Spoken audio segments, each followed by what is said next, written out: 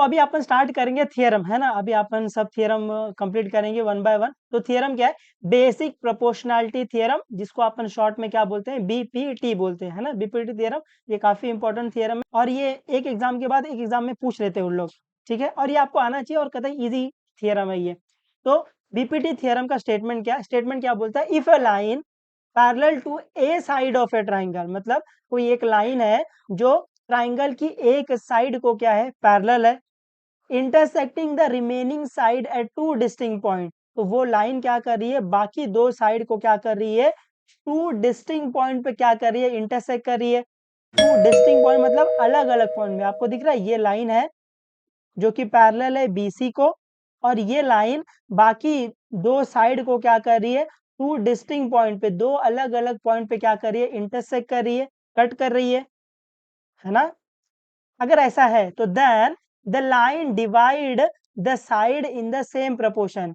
तो ये जो लाइन है ना, इन साइड्स को क्या करेगा? सेम प्रपोर्शन में डिवाइड कर देगा। इसका मतलब AP अपॉन PB इक्वल होगा AQ अपॉन QC। उम्मीद आपको समझा है ये स्टेटमेंट। तो स्टेटमेंट आपको याद रखना पड़ेगा, क्योंकि एग्जाम में वो सिर्फ ये बोल सकते हैं कि प्रूफ द बीपीटी थ्योरम, या फिर कभी कभार वो स्टेटमेंट दे देते हैं। जो अभी जो एग्जाम हुआ 2024 में, उन्होंने ये स्टेटमेंट दिया था और आपको डायरेक्ट प्रूफ करना था, लेकिन वो कभी कभार सिर्फ बोल देते हैं state the BPT theorem and prove it. तो आपको स्टेट भी करना पड़ेगा और प्रूफ भी करना पड़ेगा। तो आपको ये स्टेटमेंट याद होना चाहिए। तो स्टेटमेंट क्या है? If a line is parallel to a side of a triangle intersecting other two side, या फिर remaining two sides at distinct point, then the line divide the side in the same proportion। ऐसे वापस बोलोगे, a line is parallel to a side of a triangle intersecting the remaining side, intersecting the remaining side at two distinct points, then the line divide the side in the same proportion। वापस क्या बोला है? A line is parallel to a side of a triangle intersecting remaining side at two distinct point, then the line divide the side in the same proportion। उम्मीद आपको समझा ये, ठीक है। तो जब भी आप थियरम को प्रूफ करते हो तो वहां पे आप गिवन लिखोगे, टू प्रूफ लिखोगे, अगर कंस्ट्रक्शन है तो कंस्ट्रक्शन लिखोगे, उसके बाद प्रूफ स्टार्ट करना है। तो गिवन में आपको जो कुछ भी दिख रहा है सब लिख लो। क्या दिख रहा है आपको? दिख रहा है ट्राइंगल ABC है, बढ़िया। फिर आपको दिख रहा है ये जो लाइन L है, इसको लाइन L बोला है। ये जो लाइन L है वो पैरेलल है BC के, है ना। ये स्टेटमेंट ये बोल रहा है कि ये line is parallel to a side of a triangle. तो यहाँ से बोल सकता हूँ लाइन L इज पैरेलल, ये पैरेलल का सिंबल है, line L is parallel to the BC, है ना। A line intersect side AB and side AC। तो आपको दिख रहा है ये जो लाइन है वो साइड AB और AC को क्या कर रहा है? इंटरसेक्ट कर रहा है at the point P and Q, है ना। तो जो दिख रहा है अपन ने वही लिखा है। फिर टू प्रूफ, क्या प्रूफ करना है? आपको प्रूफ करना है कि ये जो लाइन है वो इस साइड को क्या करेगा? सेम प्रपोर्शन में डिवाइड कर देगा। इसका मतलब AP upon PB is equal to AQ upon QC, है ना। ये आपको क्या करना है? ये आपको प्रूफ करना है।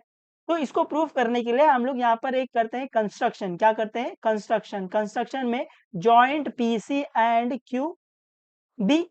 तो आपको ये PC और ये QB को क्या करना है? ज्वाइन कर लेना है। इसको ऐसे ज्वाइन कर लेना है।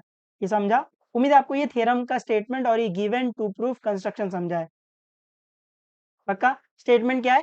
If a line is parallel to a side of a triangle intersecting remaining side at two distinct points, then the line divide the side in the same proportion। ठीक है, तो प्रूफ करते हैं। ये प्रूफ काफी सिंपल है, एक बार आप प्रूफ को देख लोगे, समझ लोगे, आप मचाते हुए चलोगे इसमें। ठीक है, इसको ज्वाइन कर लो। अभी प्रूफ में पहला अपन लेंगे ये ट्राइंगल APQ लेंगे, और दूसरा ट्राइंगल लेंगे ट्राइंगल PQB, ये वाला ट्राइंगल लेंगे, है ना। क्योंकि अपने को पहला क्या देना है? AP अपॉन PB इक्वल दिखाना है AQ अपॉन QC। तो AP अपॉन PB के लिए अपन ये दो ट्राइंगल लेंगे, फिर ये AQ अपॉन QC के लिए अपन ये दो ट्राइंगल लेंगे, ऐसे पूरा इस साइड वाला, फिर पूरा इस साइड वाला, ऐसे। ये समझा? तो पहला क्या लेंगे? ट्राइंगल APQ लेंगे, and triangle P Q B लेंगे। तो इन दोनों ट्राइंगल में मैं अगर आपको पूछ लूं कि ट्राइंगल ए पी क्यू कहाँ है, ए पी क्यू, ये ए पी क्यू, इस ट्राइंगल में बेस और हाइट बताओ, तो आप बोलोगे सर बेस पी क्यू है। आप बोलोगे सर बेस पी क्यू है ना, क्योंकि अपन ने बेस क्या देखा, सोई हुई लाइन। तो हाइट क्या होगा, हाइट यहाँ बनाना पड़ेगा, तो इसलिए अपन क्या करते हैं पता है, बेस एपी ले लेंगे। तो अगर आप बेस एपी लोगे तो हाइट क्या होगा, ये हाइट हो जाएगा पी क्यू। तो यहाँ पर बेस क्या है, एपी है, तो हाइट क्या हो जाएगा, पी क्यू। अभी दूसरे triangle, triangle P Q B, कहाँ है triangle P Q B, P Q B, ये वाले ट्राइंगल में, इस वाले ट्राइंगल में अगर मैं बोलूँ बेस, तो आप बोलोगे सर बेस ये है। अगर बेस आपका ये है तो हाइट क्या होगा, बेस के अपोजिट वाले वर्टेक्स से perpendicular line to the base, तो ये हाइट बाहर चले जाएगा। तो उसको अवॉइड करने के अपन क्या करते हैं, बेस इसको लेते हैं, पी बी को बेस लेते हैं, तो हाइट क्या हो जाएगा, ये हाइट हो जाएगा। ये समझा। तो यहाँ पर बेस क्या है, पी बी है, तो हाइट क्या हो जाएगा, पी क्यू हो जाएगा। ये समझा। तो यहाँ पर देखो क्या सेम है, आपको दिख रहा है हाइट सेम है, तो हियर हाइट आर इक्वल।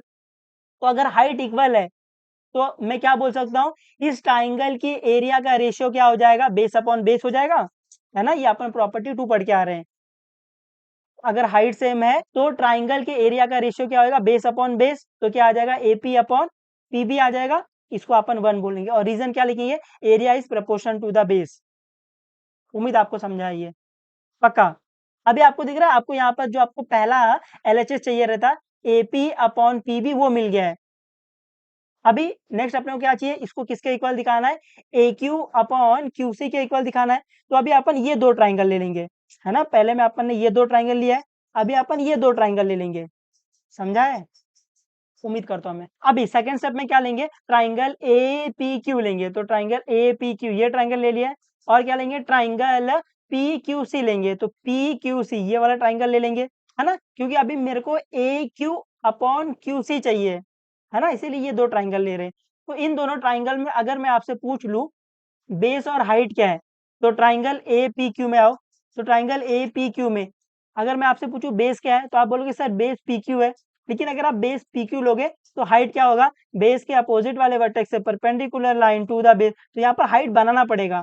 तो उसको अवॉइड करने के लिए अपन बेस क्या बोलेंगे, ए क्यू है। अगर बेस ए क्यू है तो हाइट क्या हो जाएगा, ये हो जाएगा, है ना, खड़ी खड़ी लाइन। तो अगर बेस आपका ए क्यू है तो हाइट क्या हो जाएगा, पी क्यू। तो यहाँ पर बेस क्या है, ए क्यू, हाइट क्या है, पी क्यू। अभी ट्राइंगल पी क्यू सी में, तो ट्राइंगल पी क्यू सी देखो, पी क्यू सी। तो अगर मैं आपसे पूछूं कि ट्राइंगल पी क्यू सी में बेस क्या है, तो आप बोलोगे सर बेस पी क्यू है ना, सोई हुई लाइन। लेकिन अगर आप बेस पी क्यू लोगे ना, तो हाइट क्या होगा, बेस के अपोजिट वाले वर्टेक्स से perpendicular line to the base. तो यहाँ पर ये हाइट अलग से बनाना पड़ेगा ये, तो उसको अवॉइड करने के लिए अपन बेस क्यू सी लेंगे। तो अगर बेस क्यू सी है तो हाइट क्या होगा, ये होगा, है ना, बेस के अपोजिट वाले वर्टेक्स से perpendicular line to the base, तो ये खड़ी खड़ी लाइन। तो अगर बेस क्यू सी है तो हाइट पी क्यू हो जाएगा। तो यहाँ पर बेस क्या है, क्यू सी है, तो हाइट पी क्यू हो जाएगा। तो यहाँ पर देखो क्या सेम है, बेस सेम है, हाइट सेम है। तो आपको दिख रहा है हाइट सेम है ना। तो हियर इक्वल हाइट है। तो अगर हाइट इक्वल है तो इनके एरिया का रेशियो क्या आ जाएगा, इस ट्राइंगल के एरिया का रेशियो क्या हो जाएगा, बेस अपॉन बेस आ जाएगा, which is equal to A Q upon Q C. इसको अपन सेकंड बोल देंगे और रीजन क्या लिखेंगे, area is proportion to the base, है ना। अगर हाइट इक्वल है तो एरिया किसके प्रपोर्शन में आता है, बेस के प्रपोर्शन में आ जाता है ना। ये आपने प्रॉपर्टी 2 पढ़ी हुई है कि अगर हाइट सेम है तो जो ट्राइंगल के एरिया का जो रेशियो आता है वो बेस अपॉन बेस आता है। ठीक है, उम्मीद आपको समझा है ये, पक्का। तो अभी अगर आप फर्स्ट को देखोगे और सेकंड को देखोगे ना, तो आपको दिख रहा है कि एपी अपॉन पीबी मिल गया है, ए क्यू अपॉन क्यू सी मिल गया है, और मेरे को इन्हीं दोनों को इक्वल दिखाना है। तो मैं बोलूँ अगर मुझे इस इन दोनों का आरएचएस, आरएचएस है ना ये, इन दोनों का आरएचएस सेम दिखाना है, तो मेरे को ये एलएचएस सेम करना पड़ेगा। अगर मैंने किसी तरह इनका एलएचएस सेम कर दिया तो ये आरएचएस ऑटोमेटिकली सेम हो जाएगा भाई। समझा ये लॉजिक, समझा है, पक्का, है ना। क्योंकि मुझे एपी अपॉन पीबी इक्वल दिखाना ए क्यू अपॉन क्यू सी के। तो अगर मुझे ये पहले वाले इक्वेशन का दूसरे वाले इक्वेशन का जो आरएचएस वो इक्वल दिखाना है, तो मेरे को इनके एलएचएस को इक्वल दिखाना पड़ेगा, है ना। तो अभी अपन थर्ड स्टेप में क्या करेंगे, ये इक्वल दिखाएंगे, ये जो एलएचएस पार्ट है ना इसको इक्वल दिखाएंगे। ये समझा है। तो अभी थर्ड स्टेप में शो दैट, क्या शो दैट करेंगे, area of triangle A P Q upon area of triangle P Q B equal दिखाएंगे area of triangle A P Q upon area of triangle P Q C. तो अगर आप इसको ध्यान से देखोगे तो देखो ये ऊपर वाला ट्राइंगल तो सेम ही है, triangle A P Q, triangle A P Q, तो इनका एरिया भी सेम होगा। नीचे वाले ट्राइंगल को अगर मैं किसी तरीके से सेम दिखा दूं, है ना, area of triangle P Q B equal दिखा दूं area of triangle P Q C के, तो मेरा काम हो जाएगा। तो अपन क्या करेंगे, शो दैट, एस टी मतलब शो दैट, क्या दिखाएंगे, area of triangle P Q B equal to area of triangle P Q C, ऐसे, ये समझा। तो अभी देखो कि area of triangle P Q B और area of triangle Q P C है कहाँ, या फिर पी क्यू सी है कहाँ, तो ये नामकरण कर लो। तो देखो ट्राइंगल पी क्यू बी ये रहा, और ट्राइंगल पी क्यू सी ये रहा, ये दोनों ट्राइंगल को आपको क्या करना है, ये दोनों ट्राइंगल को आपको इक्वल दिखाना है ना, इनकी एरिया को इक्वल दिखाना है। तो अगर आप देखोगे ना ट्राइंगल पी क्यू बी में और ट्राइंगल पी क्यू सी में, तो अगर मैं पूछूं ट्राइंगल पी क्यू बी का बेस क्या है, तो आप बोलोगे सर बेस पी क्यू है, बढ़िया। और मैं ये ट्राइंगल पी क्यू सी का पूछूं बेस क्या है, तो आप बोलोगे पी क्यू है। आपको दिख रहा है इन दोनों ट्राइंगल का बेस क्या है, इक्वल है, ये समझा। तो here P Q is the common base of a triangle P Q B and triangle P Q C, ये समझा। और आपको पता है कि ये पी क्यू पैरेलल है बीसी के, है ना, पी क्यू पैरेलल है बीसी के, और आप देख रहे हो ये दोनों ट्राइंगल दो पैरेलल लाइन के बीच में बना है ना, ये दो पैरेलल लाइन है और ये दोनों ट्राइंगल इन पैरेलल लाइन के बीच में बना है। तो अगर कोई भी ट्राइंगल दो पैरेलल लाइन के बीच में बना रहता है, उसका हाइट हमेशा सेम होगा। तो here as P Q is parallel to the side B C, therefore triangle P Q B and triangle P Q C have equal height, ये समझा आपको, है ना। ये सब में अपन करके आ रहे हैं कि अगर दो ट्राइंगल पैरेलल लाइन के बीच में बना है तो उनका जो हाइट होगा वो हमेशा सेम होगा, है ना। तो यहाँ पर बेस भी सेम है, हाइट भी सेम है, तो क्या आ जाएगा, ये दोनों एरिया इक्वल आ जाएगा, है ना। मैं आपको लिख के बताता हूँ कैसे आ रहा है ये, आप ये समझ गया, मैं लिख के बताऊँ, मैं लिख के बता देता हूँ यहाँ पर ये क्या कैसे आ रहा है दोनों।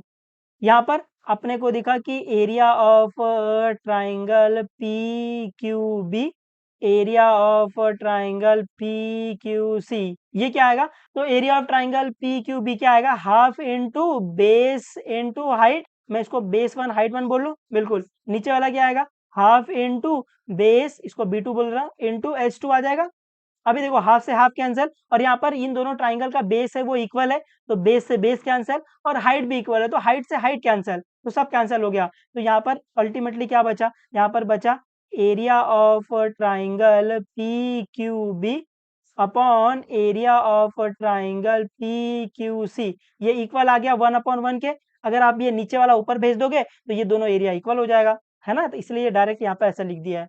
उम्मीद आपको समझा है ये, आ जाएगा। तो अभी आपको दिख रहा है कि मैंने इन दोनों ट्राइंगल के एरिया को क्या कर दिया, इक्वल कर दिया है, और मेरे को वही दिखाने का था। अभी ये दोनों क्या हो गए, ये दोनों इक्वल हो गए। तो अभी फ्रॉम 1 2 एंड 3 मैं क्या बोल सकता हूँ कि ये जो area, area of triangle A P Q upon area of triangle P Q B equal हो जाएगा area of triangle A Q P upon area of triangle P Q C, ये दोनों इक्वल हो जाएगा। अगर ये दोनों इक्वल हो जाएगा तो इसकी जगह ये किसके इक्वल है, A P upon P B के इक्वल है, और ये किसके इक्वल है, A Q upon Q C के इक्वल है, तो ये दोनों इक्वल हो जाएगा, है ना। और अपने को शायद यही इक्वल दिखाना भी था। आया समझ में कुछ कुछ ये, है ना। मैं बिल्कुल मान रहा हूँ ये जो थियरम होते हैं वो थोड़े से बोरिंग टाइप के रहते हैं और इसमें थोड़ा-सा ज़्यादा लॉजिक लगता है। बट आप अगर लॉजिक बैठा-बैठा के करोगे तो आपको ये आ जाएगा, ठीक है। उम्मीद है मैंने आपको ये थ्योरम समझा दिया है और आप इसको समझ पाए हो। और थ्योरम लिखने के लिए आप अपना जो टेक्स्ट बुक में जो थ्योरम जिस फॉर्मेट में दिया है ना वो लिखना। उसने 4 लाइन में खत्म कर दिया है। बट वो 4 लाइन के पीछे जो एक्सप्लेनेशन है वो मैंने आपको दे दिया है। आप मेरे तरीके से सॉल्व कर दोगे तो भी चलेगा। टेक्स्ट बुक में जो दिया है 1 स्टेप, 2 स्टेप, 3 स्टेप में उन्होंने खत्म कर दिया है। तो आप वो रट लोगे, बट विथ लॉजिक रटना, तो आपको ये ज़्यादा लंबे समय तक याद रहेगा, ठीक है। उम्मीद है मैं आपको ये थोड़ा बहुत समझा पाया हूँ और आप इसको समझ पाए हो। तो पढ़ते रहो, जो भी डाउट रहेगा पूछ लेना, बता देंगे, कोई दिक्कत नहीं। चलो बाय बाय, टेक केयर और मचाते रहना एकदम।